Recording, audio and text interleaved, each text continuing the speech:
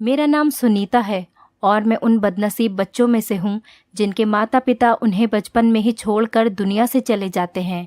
माता पिता के गुजरने के बाद मैं अपने चाचा चाची के साथ रहने लगी। चाची मुझे बिल्कुल भी पसंद नहीं करती थी, लेकिन चाचा मेरा बहुत ख्याल रखते थे और इसी बात पर चाचा चाची दोनों में आए दिन झगड़ा होता रहता। चाचा मुझे बिल्कुल अपनी बेटियों की तरह ही समझते थे। जो चीज़ वो उनके लिए लेकर आते वही चीज़ मेरे लिए भी लेकर आते, लेकिन चाची वो चीज़ मुझसे छीनकर अपनी बेटियों को दे दिया करती थी।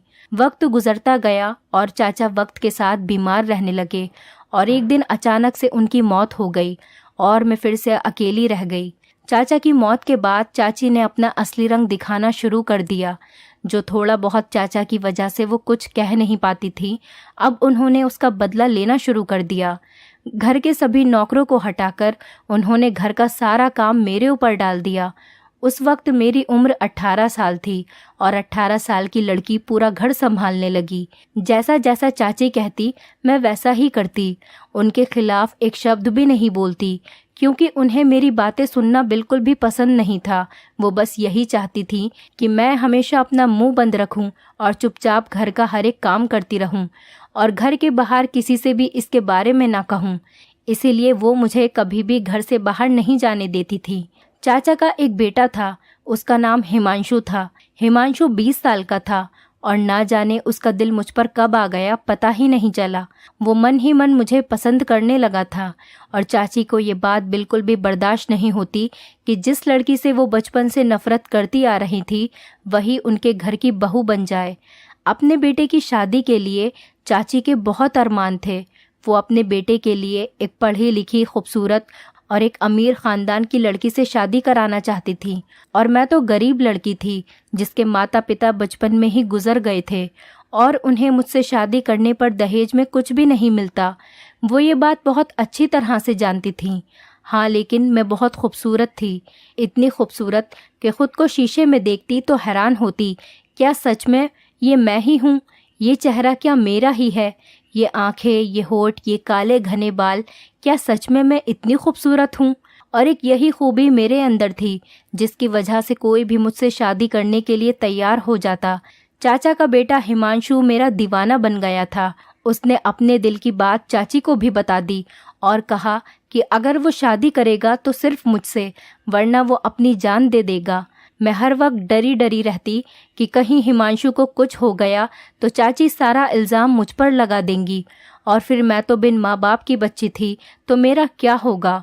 मैं हर समय भगवान से प्रार्थना करती कि जल्दी से मेरी शादी हो जाए और मैं इस नर्क से निकलूं, क्योंकि मैं किसी भी कीमत पर हिमांशु से शादी नहीं करना चाहती थी। मैं इस घर से बहुत दूर चली जाना चाहती थी। पहले तो चाची ने इस रिश्ते के लिए मना कर दिया, लेकिन जब हिमांशु अपनी जिद पर अड़ा रहा तब चाची ने इस रिश्ते के लिए हाँ कर दी और उससे एक शर्त रखी कि पहले वो अपनी पढ़ाई पूरी करेगा और उसकी पढ़ाई पूरी करने के लिए उसे उन्होंने विदेश भेज दिया। धीरे धीरे वक्त गुजरता गया और 2 साल पूरे हो गए। कुछ ही महीनों के बाद अब हिमांशु पढ़ाई पूरी करके घर वापस आने ही वाला था कि उससे पहले ही मेरे लिए एक रिश्ता आ गया। चाची ने रिश्ते के लिए फौरन हाँ कर दी और आने वाले अगले 2 दिनों में मेरी शादी तय हो गई। दिल ही दिल में मैं सपनों की दुनिया सजाए बैठी थी। बहुत खुश थी मैं कि इस नर्क से चली जाऊंगी हमेशा हमेशा के लिए। शादी का दिन आ गया। मेरे ससुराल वालों ने दहेज लेने से भी मना कर दिया और मेरे लिए एक से एक कीमती कपड़े और जेवरात लेकर आए थे। मोहल्ले की सभी औरतें बातें बना रही थीं कि देखो तो सही, इस अनाथ का कितना अच्छा नसीब है। सारा सामान देखकर मैं भी बहुत खुश हुई कि मुझे इतना अच्छा ससुराल मिला है। शादी पूरे रीति रिवाजों के साथ संपन्न हुई और विदा होकर मैं अपने ससुराल पहुंची। इतना बड़ा घर मैंने आज से पहले कभी नहीं देखा था। मेरा कमरा फूलों से सजाया गया, लेकिन शादी की पहली रात ही मेरी सारी खुशी मेरे गम में बदल गई जब मुझे अपने पति के बारे में ऐसा राज पता चला जिसे सुनकर मेरे सर पर आसमान गिर पड़ा। मैं दुल्हन बनी घूंघट लिए फूलों की सेज पर अपने दूल्हे यानी प्रीतम का इंतजार कर रही थी। थोड़ी देर में प्रीतम कमरे में आए। मेरा चेहरा घूंघट में था और वो मेरे करीब आकर बैठ गए, लेकिन पता नहीं क्यों मुझे अचानक बहुत घबराहट होने लगी, जैसे कुछ बुरा होने वाला हो। तभी उन्होंने मुझसे सवाल किया कि मैं देखने में कैसी हूँ। ये सुनकर मुझे हैरत हुई और मैंने उनसे कहा कि आप खुद ही घूंघट उठाकर देख लीजिए कि मैं कैसे दिखती हूँ। मेरी इस बात पर वो बहुत ज़ोर से हंसने लगे। मुझे उनके इस तरह से ज़ोर से हंसने पर बहुत अजीब लगा। मैं सोचने लगी कि वो हंस क्यों रहे थे और क्यों मेरा घूंघट उठाकर नहीं देख रहे थे। मैंने खुद ही अपना घूंघट उठाकर उन्हें देखा तो वो सामने देख रहे थे, मेरी तरफ देख भी नहीं रहे थे। तो मेरा दिल डूब गया। मैंने उनसे कहा कि आप मुझसे नाराज़ हैं क्या? आप इस शादी से खुश नहीं हैं जो मुझे देख नहीं रहे? तो ये सुनकर वो फिर से हंसने लग गए। मुझे उनका ये रवैया बहुत अजीब लगा। मुझे तो ये समझ ही नहीं आ रहा था कि वो ऐसा क्यों कर रहे हैं। हालांकि मुझे ऐसा महसूस हो रहा था कि वो इस शादी से बिल्कुल भी खुश नहीं हैं। शायद ऐसा हो सकता है कि वो किसी और को पसंद करते हों और घर वालों की ज़बरदस्ती से उन्होंने मुझसे शादी कर ली, इसीलिए वो बार बार हंस रहे हैं। मैंने उनसे सवाल किया कि क्या आप किसी और को पसंद करते थे? तो वो फिर से हंसने लगे। अब तो मेरा दिमाग ख़राब होने लगा कि ये क्या तरीका है भाई। आखिर कौन अपनी दुल्हन से बात करने की जगह हंसता है। अगर मैं उन्हें पसंद नहीं थी तो पहले ही बोल देते, लेकिन अब हमारी सुहागरात पर ये हरकत, ये तो कोई भी गवारा नहीं कर सकता। मेरा दिल तो जैसे किसी गहरे कुएं में जा गिर गया था। मेरी पूरी कोशिश ये थी कि वो एक बार मेरा चेहरा देख लें तो यकीन है कि उस लड़की को भूल जाएंगे जिससे कि वो मोहब्बत करते थे, या फिर कोई भी बात थी तो मेरा चेहरा देखने के बाद वो सब भूल जाएंगे, क्योंकि मैं थी ही इतनी खूबसूरत। मगर वो सामने ड्रेसिंग टेबल की तरफ देख रहे थे। मेरी तरफ नज़र उठाकर देखना तो उन्होंने गवारा तक नहीं किया। मैं तो यही सोचकर आई थी कि अपने पति और अपनी ससुराल की इतनी सेवा करूंगी कि मुझे वापस अपनी चाची के पास जाना ही न पड़े। तभी वो बोले कि क्या तुम्हें ये किसी ने नहीं बताया कि मैं देख नहीं सकता? ये सुनकर मुझे लगा कि शायद वो मजाक कर रहे हैं। मैं हैरत से उनको देखने लगी। फिर मैंने कहा कि प्रीतम, ये मजाक का वक्त नहीं है। मुझे इस तरह का मजाक बिल्कुल भी पसंद नहीं और आपसे जुड़े हुए इस मजाक को तो मैं बिल्कुल भी बर्दाश्त नहीं करूंगी। ये आप क्या कह रहे हैं? मैंने एक अच्छी पत्नी की तरह उनसे ये बात कही। तो ये सुनकर वो फिर से हंसने लगे। फिर बोले कि सुनीता, ये दुनिया बहुत बेवफा है। अगर इंसान के अंदर कोई अच्छाई हो तो दुनिया उससे मोहब्बत करती है, लेकिन अगर उसी इंसान के अंदर कोई कमी हो तो दुनिया उसके साथ बहुत ही बुरा रवैया करती है। इस वक्त तुम मेरी मोहब्बत की दावेदारी कर रही हो, लेकिन मैं तुम्हें बता दूं कि मैं तुम्हारी मोहब्बत के लायक नहीं हूं, क्योंकि मैं एक अंधा शख्स हूं। मैंने सबसे सुन रखा है कि तुम बहुत हसीन हो, लेकिन अफसोस मैं तो तुम्हारे हुस्न को देख ही नहीं सकता।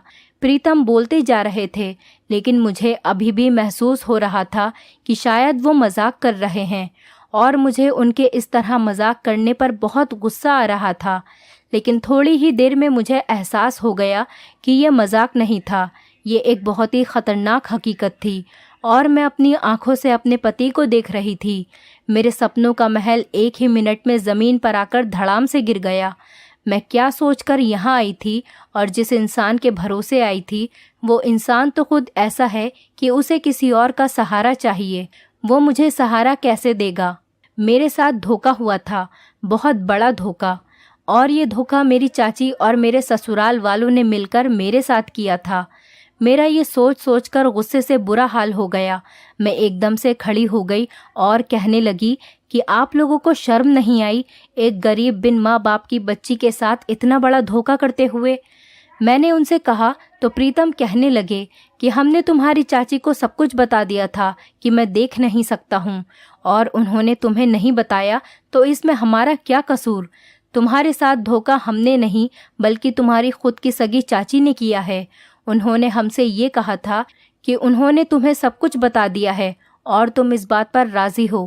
प्रीतम ने कहा तो मुझे गुस्सा आ गया। मैंने कहा, मैं राज़ी हूँ? क्या मैं राज़ी हो सकती हूँ एक ऐसे इंसान से शादी करने पर जो देख ही नहीं सकता? हे भगवान, मैं कहाँ जाऊँ? मैं तो अपनी तमाम कश्तियाँ जलाकर यहाँ आई थी और अब मेरे पास वापस जाने का कोई रास्ता नहीं बचा। मैं तो यहाँ ये सोच कर आई थी कि अब अपनी चाची के घर कभी दोबारा पलट कर नहीं जाऊंगी, और ये कहकर मैं ज़ोर ज़ोर से रोने लगी। प्रीतम चुपचाप अपने बिस्तर पर आकर सो गए। इसके बाद उन्होंने मुझसे कोई भी बात नहीं की और जल्द ही नींद की देवी उन पर मेहरबान हुई और वो सोते चले गए और मैं हैरान और परेशान जागती रही। रात के न जाने कौन से पहर मेरी आंख लग गई कि मुझे पता ही नहीं चला। मेरी आंख खुली तो प्रीतम सो रहे थे। मेरे जागने की आवाज़ पर वो भी जाग गए। उन्होंने सहारा तलाश किया, लेकिन मैं इतने गुस्से में थी कि मैंने उन्हें सहारा देना भी ज़रूरी नहीं समझा कि मुझसे पहले भी तो अपना काम खुद ही करते होंगे। ये कमरा उनका था। अंदाजे के मुताबिक वॉशरूम चले गए, फिर थोड़ी देर बाद बाहर निकले। मैंने उनसे कोई बात नहीं की। उन्होंने मुझे पुकारा कि सुनीता, क्या तुम यहाँ हो? मैं कमरे में ही थी, लेकिन मैं खामोश थी। मैंने उनकी बात का कोई जवाब नहीं दिया। मेरा दिल इतना ख़राब हो चुका था जिसकी कोई हद नहीं थी। मैं 20 साल की खूबसूरत जवान लड़की थी और उस पर जुल्म ये हुआ कि मेरा पति अंधा निकला, जो मेरी खूबसूरती को ना तो देख सकता था और ना ही मेरी खूबसूरती की तारीफ़ कर सकता था। अपनी जवानी बेकार होने का दर्द सिर्फ मैं ही जान सकती थी। मुझे तकलीफ़ हो रही थी और मेरी तकलीफ़ कोई दूसरा जान ही नहीं सकता था। दिन ऐसे ही गुजरते गए। मेरा ससुराल में दिल नहीं लगता, और लगता भी तो कैसे, क्योंकि जिसके भरोसे मैं आई थी वो तो किसी काम का ही नहीं था। मेरी सास ने मुझसे कहा कि तुम्हारी चाची को हमने सारी हकीकत बताई थी और उन्होंने कहा था कि तुम राज़ी हो, क्योंकि तुम इंसानी हमदर्दी की खातिर प्रीतम से शादी करना चाहती हो और अब मुझे तुमसे एक पोता चाहिए। मुझे नहीं पता, तुम मुझे हर हाल में पोता दो। अपनी सास से बात करने के बाद मुझे एहसास हो गया था कि मेरे ससुराल वालों की इसमें कोई गलती नहीं थी। उन्होंने मेरी चाची को अंधेरे में नहीं रखा था, लेकिन मेरी चाची ने मुझे धोखा दिया और मेरे साथ जुल्म किया। लेकिन मैंने अपनी सास से कहा, तो क्या ज़रूरत थी आपको अपने अंधे बेटे की शादी करने की? जिस पर वो बेचारी रोना शुरू हो गई और कहने लगी कि मेरे बेटे को अंधा तो ना कहो। मुझे भी गुस्सा आ गया। मैंने कहा कि अंधे को अंधा ना कहूँ तो क्या कहूँ? मैं ऐसे ही पत्थर दिल पहले तो नहीं थी, लेकिन मेरे साथ जो हालात गुजरे उन्होंने मुझे ऐसा बेहिस और पत्थर दिल बना दिया। बचपन से लेकर अब तक तो चाची के रवैयों ने मुझे चोट पहुंचाई, और इसके बाद अब शादी हुई तो शादी के बाद इस धोखे ने मुझे पूरी तरह से तोड़ कर रख दिया। दूसरों के एहसास की मुझे कोई फिक्र नहीं थी, क्योंकि खुद मेरा अपना दिल चकनाचूर हो चुका था। मैं बुरे तरीके से टूट गई थी और मेरी समझ में नहीं आ रहा था कि मैं करूं तो करूं क्या। फिर भी मैंने बहुत कोशिश की दिल लगाने की, लेकिन मेरा दिल नहीं लगता। मैं चाहती थी कि मेरी खूबसूरती की कोई तारीफ करे, जो मेरा हक भी था, और अब मैं हर वक्त रोती रहती थी। प्रीतम बंद कमरे में मेरी सिसकियां सुनते थे, मुझे चुप कराने की कोशिश करते थे, लेकिन मुझे उनका वजूद ही अपने साथ बर्दाश्त नहीं होता था। न जाने मुझे क्या हो गया था, मेरी पूरी सोच ही नकारात्मक हो गई थी। फिर एक दिन प्रीतम ने सुबह सुबह मुझसे कहा कि वो शहर से दूर किसी काम से जा रहे हैं। वापसी पर उन्हें थोड़ी देर हो जाएगी। अक्सर वो बाहर जाते वक्त ड्राइवर को अपने साथ ले जाते थे और उसी के साथ घर वापस आते थे। अब जब वो चले गए तो मैंने सुकून का सांस लिया। मैं काम वगैरह तो कुछ भी नहीं करती थी, हर वक्त गुस्से में ही रहती थी, क्योंकि वैसे भी सारा काम नौकर नौकरानी ही करते थे। यहाँ पर हर सहूलत थी, बस कमी थी तो सिर्फ एक बात की कि कोई मेरी खूबसूरती को देखने वाला नहीं था। इसी तरह से मैं सो गई और आधी रात को अचानक मुझे प्यास लगने की वजह से मेरी आंख खुल गई। मैं पानी पीने के लिए किचन तक गई और फ्रिज से पानी निकालकर पीने लगी कि अचानक मेरे पीछे से किसी ने मेरे मुंह पर हाथ रख दिया ताकि मेरे मुंह से आवाज़ नहीं निकल सके, और मेरे कान पर फुसफुसाया कि तुम बहुत खूबसूरत हो। मैंने जब से तुम्हारा हसीन चेहरा देखा है तब से मैं तुम्हारा दीवाना हो गया हूँ।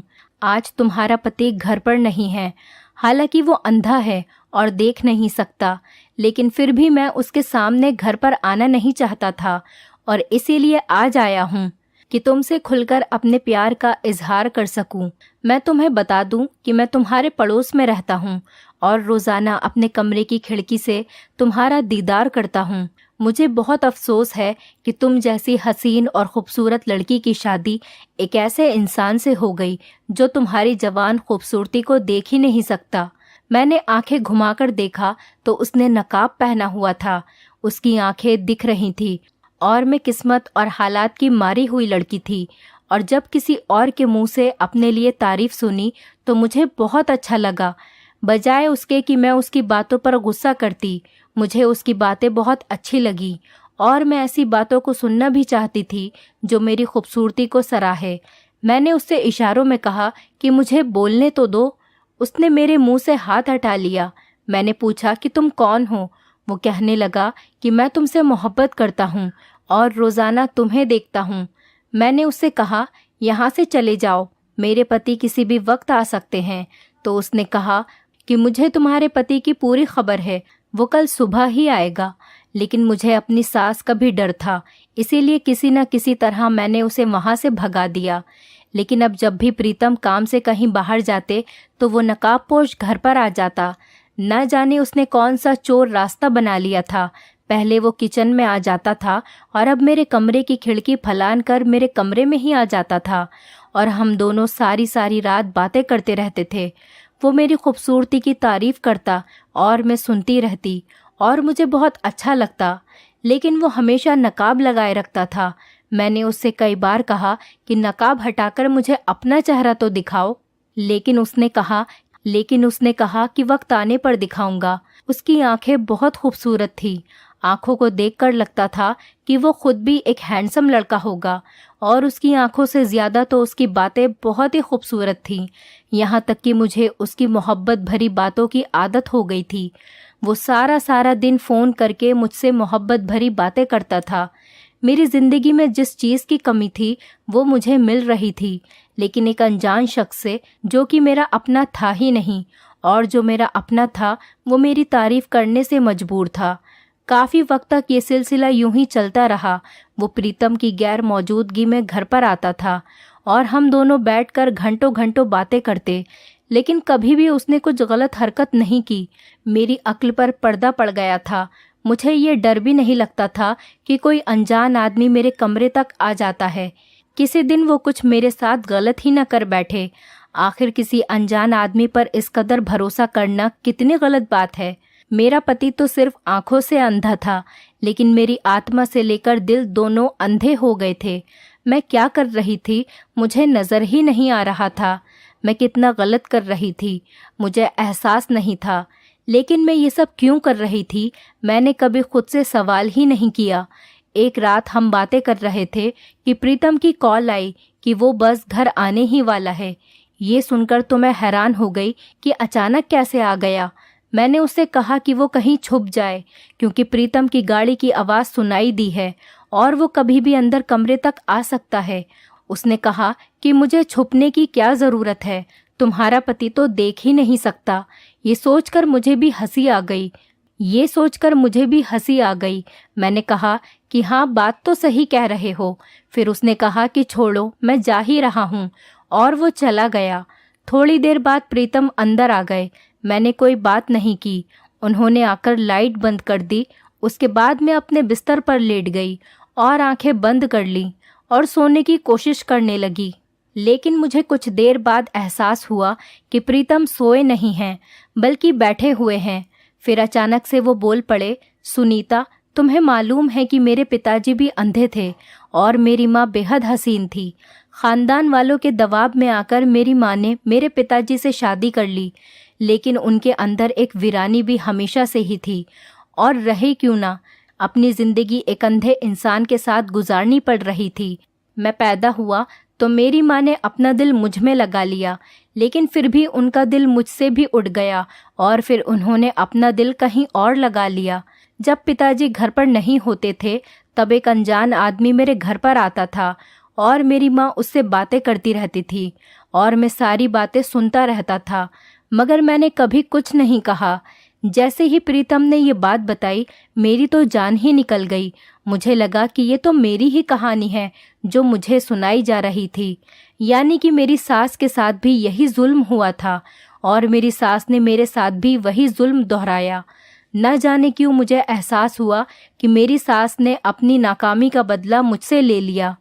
प्रीतम ने फिर से बोलना शुरू किया तो मैं उसकी बातें सुनने लगी। वो कहने लगे कि मुझे किसी किस्म का डर नहीं था।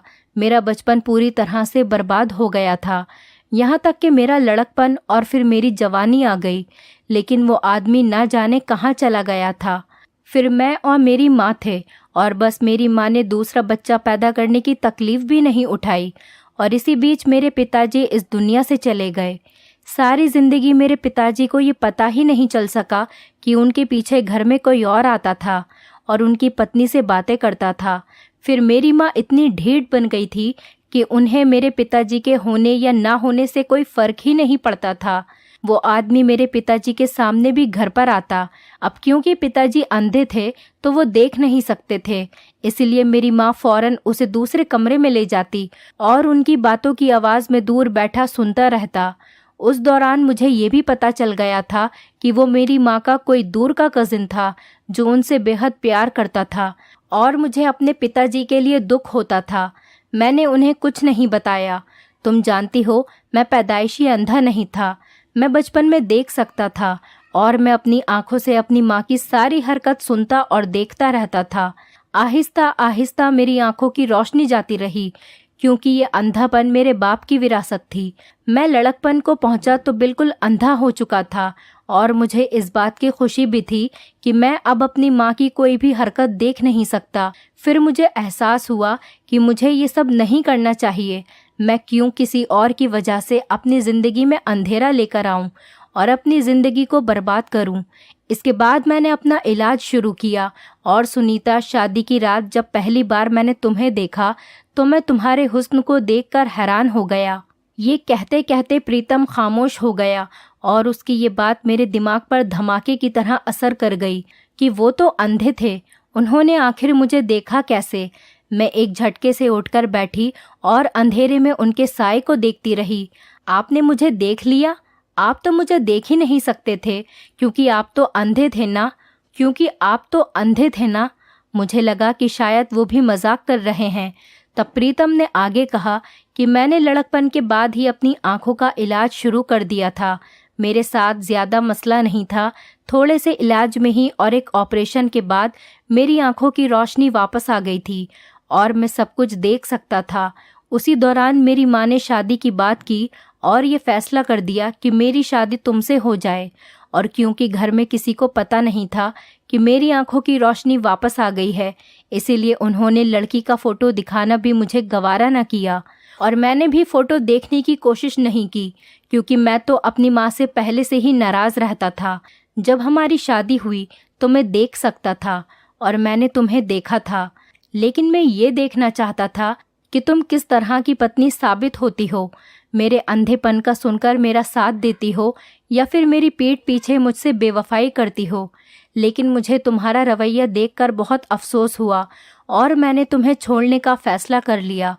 तुम्हारे सामने अंधेपन का ड्रामा मैंने सिर्फ 1 महीने किया और 1 ही महीने में तुमने मुझे छोड़कर अपना एक आशिक बना लिया। प्रीतम की बात सुनकर तो जैसे मेरे सर पर आसमान गिर गया, मेरे पैरों के नीचे से ज़मीन निकल गई। सुनीता वो नकाबपोश कोई और नहीं, मैं ही था। उनकी बात सुनकर तो मुझ पर बेहोशी आने लगी कि मेरे साथ क्या हो रहा था। मुझे समझ ही नहीं आ रहा था कि मैं अपनी किस्मत पर कैसे मातम करूं। मुझे समझ ही नहीं आ रहा था आपने ये सब क्यों किया मेरे साथ। मैंने हिम्मत करके प्रीतम से सवाल किया।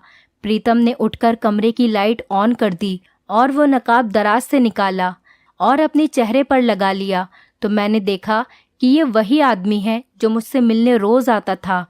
मैं अपने पति की नफ़रत से इतनी ज़्यादा आगे बढ़ गई थी कि मैंने कभी उसकी तरफ गौर ही नहीं किया, यहाँ तक कि मैं उनकी आंखें भी पहचान नहीं सकी। तभी प्रीतम कहने लगे कि सुनीता, अगर मैं शादी के बाद किसी हादसे में अंधा हो जाता, क्या तुम तब भी किसी और से कांटेक्ट कर लेती? प्रीतम के इस सवाल ने मुझे शर्मिंदा कर दिया। मेरे पास बोलने के लिए कुछ भी नहीं था। मुझे तो बस ऐसा लग रहा था कि बस ज़मीन फट जाए और मैं उसके अंदर समा जाऊं। मुझे उस नकाबपोश से प्यार हो गया था और फिर वो मेरा पति ही था। और अब मैं आखिर जाऊं तो जाऊं कहाँ? मेरी समझ में कुछ भी नहीं आ रहा था। तभी प्रीतम ने कहा, सुनीता, मैं तुमसे नाराज़ नहीं हूँ। मैं दरअसल हालात का मारा हुआ इंसान था। जिसने अपनी माँ की बेवफाई देखी थी और मैं उसकी सज़ा एक मासूम लड़की को देना चाह रहा था, उसे आजमा कर देखना चाह रहा था।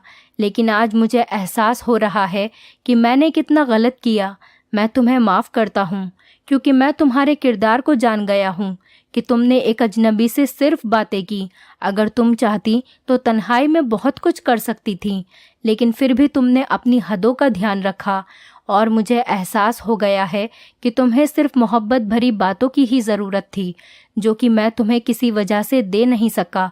तुम्हारे अंदर कोई भी बुराई नहीं थी, बल्कि तुम्हारे अंदर एक एहसास कमतरी था। सुनीता, मैं तुम्हें क्या माफ़ करूँगा, बल्कि मैं तो इस काबिल ही नहीं हूँ कि तुम मुझे माफ़ करो। मेरे अंदर हिम्मत नहीं है कि मैं तुमसे माफ़ी मांग सकूं। मेरे अंदर हिम्मत ही नहीं है कि मैं तुमसे माफ़ी मांग लूं, क्योंकि गलत मैंने तुम्हारे साथ किया है, तुमने मेरे साथ नहीं किया। मैंने तुम्हें बेवजह झमेले में डाला और तुम्हारा इम्तिहान लिया जिसके तुम कतई हकदार नहीं थी। प्रीतम ने कहा तो मैं रोते हुए उनके गले से लिपट गई और मैंने उनसे कहा कि मैंने आपको माफ़ कर दिया और वो भी मुझे माफ़ कर दें। दोस्तों, उम्मीद करती हूँ आपको हमारी कहानी पसंद आई होगी। कहानी पसंद आई है तो वीडियो को लाइक करें, चैनल पर नए हैं तो चैनल को सब्सक्राइब करें और हाँ, नोटिफिकेशन बेल को ज़रूर दबाएं ताकि अगली अपडेट सबसे पहले आपको मिले।